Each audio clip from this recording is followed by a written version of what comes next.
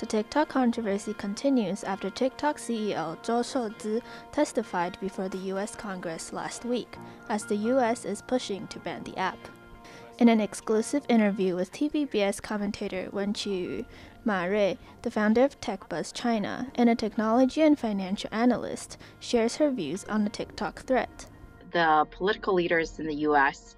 basically point to this one Chinese law that would require ByteDance to help Chinese authorities in intelligence and national security matters if it were ever asked to. And they believe that this will also extend to TikTok, the subsidiary. So the push is to ban TikTok in the U.S. Ma said that information gathering and the right to privacy may not be the sole reason why members of Congress are targeting TikTok, as the management of online personal information in the U.S. has always been problematic.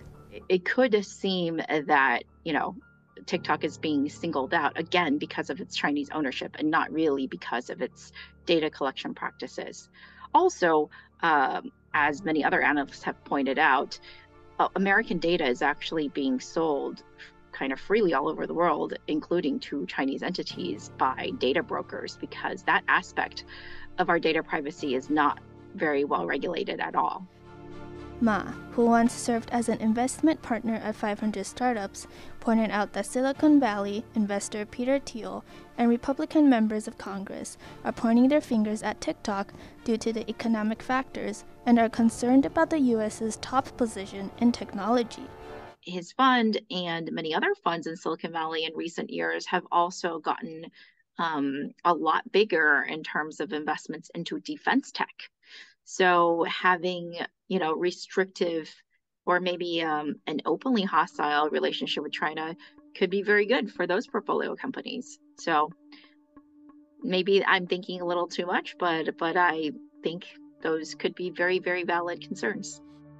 Although the U.S. intends to decouple China regarding technology, Ma said there are still many collaborations in scientific research and development, especially in medical and pharmaceutical areas. In fact, one of the cancer drugs I was reading about cut down a 10 to 15 year cycle that's typical for the drug. When they started enrolling Chinese patients, they were able to reduce that down to 2 to 3 years, which is very, very significant.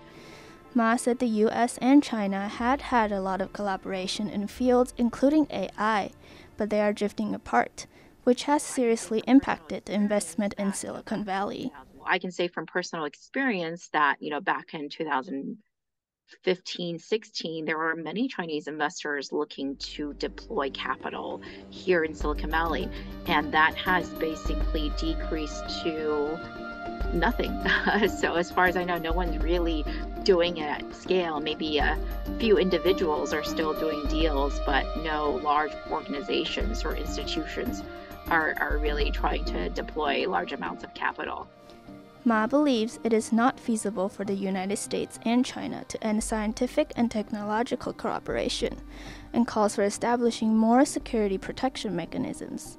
She is also optimistic about China's well-developed e-commerce and social networks, which can lead to healthy competition with the U.S. market. Adopting a hostile attitude will affect the development of the technology industry, and if the investors lose confidence, many startups may not be able to thrive. Wen Qiyu, Xu Xiayu, Jamie Lin Pinzon, TVBS World Taiwan.